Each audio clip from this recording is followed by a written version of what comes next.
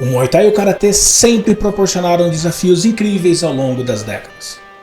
Buakaw vs Masato no K1 Max, Andy Hug vs Chang Pyoek no Mundial de Karatê da Seido Kaikan, Rick Rufus e o próprio Chang Pyoek no desafio Estados Unidos vs Tailândia de Kickboxing. Mais recentemente, Pat Dunne vs Momotaro no One Fight Championship. Isso só para citar algumas lutas mais conhecidas. Mas o que muita gente não sabe é que essa rivalidade entre o Karatê de contato, mais especificamente o Kyokushin de Mazoyama e o Muay Thai, deu origem a outra luta mundialmente conhecida, o Kickboxing. Mas o que gerou essa rivalidade? Por que lutar na regra do oponente? Para que se expor a tal ponto? Tudo era realmente visando saber a força de cada luta ou somente a busca pelo poder dentro e fora dos rings?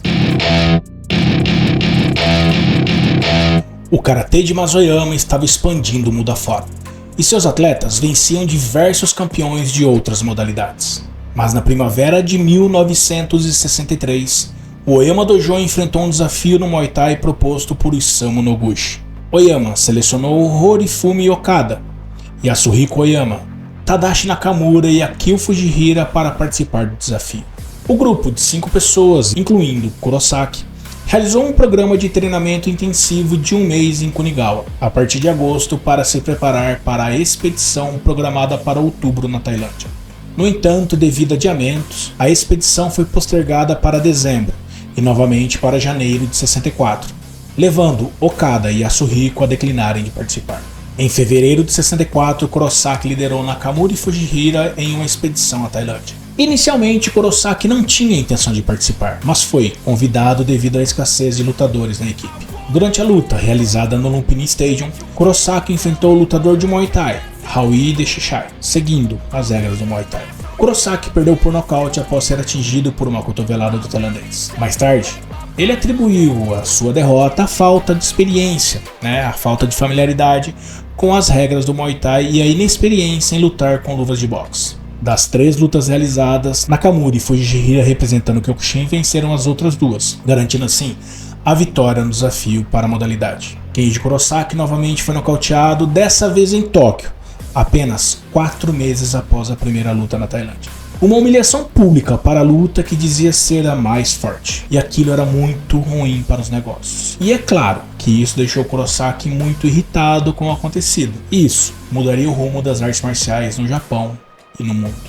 E para você que curte uma linda camiseta Fight, a Boom Fight Co tem diversas estampas incríveis e exclusivas. Camisetas de Karatê, Muay Thai, Jiu-Jitsu, Judô, filmes de ação, cultura oriental e muito mais. Use o cupom PIOPROTV e ganhe 10% de desconto em toda a loja. E você ainda leva tudo com frete grátis. www.boomarts.com.br. Use o cupom PIOPROTV e ganhe 10% de desconto em toda a loja. E tudo com frete grátis. Isamu Noguchi, promotor do evento Muay Thai vs Karatê, chegou a abrir um campo em Bangkok. Mas claro que logo teve que fechar a academia, pois não conseguia promover eventos e dizem ter recebido ameaças de morte. Isso só aumentou a rivalidade entre as modalidades e também entre os países. Ele passou então a usar o nome Kickboxing para promover as lutas de desafio no Japão. E isso começou a fazer barulho, tanto que a TV japonesa passou a transmitir os combates, chegando a ter mais de 4 milhões de espectadores ao vivo. A primeira medida deveria ser aprender e entender aquela luta estranha, cheia de ginga, manhas e golpes devastadores. Cotovelos, clinch e joelhos deveriam ser dissecados para que pudessem criar, de acordo com a própria visão, algo superior baseado no karatê de contato japonês. Foi então que Kurosaki tomou a decisão que viria a mudar completamente a sua vida e a direção das artes marciais mundialmente. Kurosaki mudou-se para Bangkok e instalou-se na escola de Narontcity e seu filho campeão, Peck. A obstinação de Kurosaki foi dando resultados e este passou a subir no grande escalão do Muay Thai.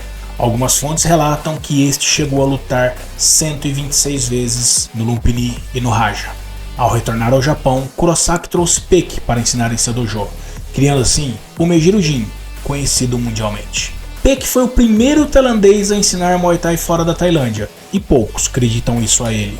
Para os brasileiros que foram para a Tailândia por intermédio do Paulo Kawai e em algum momento foi recepcionado ou levado para algum lugar com a van do Mr. Peck, sinta-se honrado, pois foi esse o homem que, indiretamente, levou o Muay Thai para o mundo, fazendo com que as lutas se cruzassem e fossem criadas novas técnicas, adaptações e regras, e o kickboxing explodiu. Em 2015 eu fiz um curso de treinador na 13 Coins com ele, e com ele no volante eu participei da maior corrida adrenalizada pelas ruas e vias de Ayutthaya e Bangkok. Infelizmente ele faleceu após passar muitos dias no hospital com complicações de saúde, no dia 13 de junho de 2022. Eu vou deixar um vídeo que eu fiz no dia do seu falecimento aqui nos cards e também na descrição, onde conto essa história da corrida adrenalizada. O kickboxing se tornou um grande sucesso. Na TV, desenhos animados, quem não se lembra do Savamu ou Demolidor, mangás, filmes, videogames. A partir de 1970, os eventos de kickboxing eram transmitidos por 3 canais de TV no Japão. Mas o público passou a perceber que algumas lutas eram encenadas e em algumas os resultados eram forjados. Nesse período também se via lutadores tailandeses sendo esmagados por japoneses muito maiores em tamanho e peso. Tudo para provar que a luta criada no Japão era superior. Depois de um grande período de sucesso e grandes campeões, o kickboxing passou a não chamar mais tanto a atenção dos japoneses e a arte começou a criar raízes sólidas na Europa, mais especificamente na Holanda, com a criação do Meijiro Jin pelo aluno de Kurosaki, Jan Plas. Plas iniciou sua trajetória com o karatê de contato e conheceu o kickboxing se apaixonando de cara. Com a procura crescente pela modalidade na Europa, Plas se tornou uma lenda viva da modalidade e treinou diversos multicampeões, como Rob Kaman, Ramon Dekkers, Ernesto Rust, Peter Aerts, André Maynard, dentre muitos outros, e o resto é história. Alguns anos depois, com a criação da Seido Kaikan por Kazuaki Ishii e os desafios promovidos por ele, o kickboxing reapareceu no Japão. Ishii colocou o karatê de contato no ringue contra outras modalidades, dessa vez nas regras dele.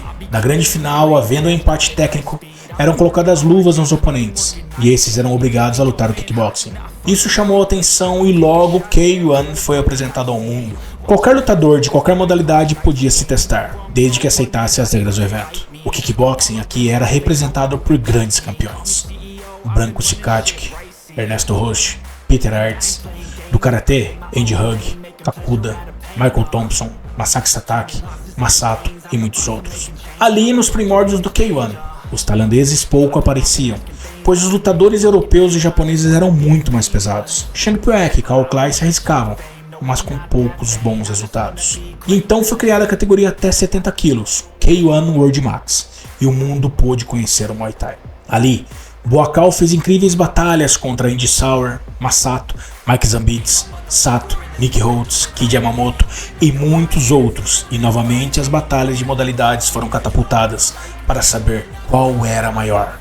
Nas regras do K1, o kickbox, arte criada a partir de regras do karatê e do Muay Thai, leva total vantagem em números de títulos. No K1 peso pesado, só para se ter uma ideia, o kickboxing possui 14 cinturões, o karatê 5, ao passo que no K1 Max, categoria até 70 quilos, são 6 cinturões do kickbox, 2 do karatê e apenas 2 do Muay Thai. Por favor, estamos em 2024, não me venha falar que Ernesto Rust e Peter Aerts são do Muay Thai, pelo amor de Deus. A grande verdade é que tanto o karatê quanto o Muay Thai lutaram por anos por um reinado de luta mais perigosa e mais violenta do planeta. A era dos strikers, como ficou conhecida, foi uma verdadeira era de ouro, com as 3 modalidades, karatê, kickboxing e Muay Thai caminhando juntas em diversos eventos. O Muay Thai voltou a explodir em popularidade e número de praticantes ali, próximo de 2010, quando milhares de farangues passaram a buscar na Tailândia um reduto, visto a quantidade de campos de treino e, claro, praias paradisíacas. Antes disso, qualquer professor com shorts se autodenominava professor de Muay Thai,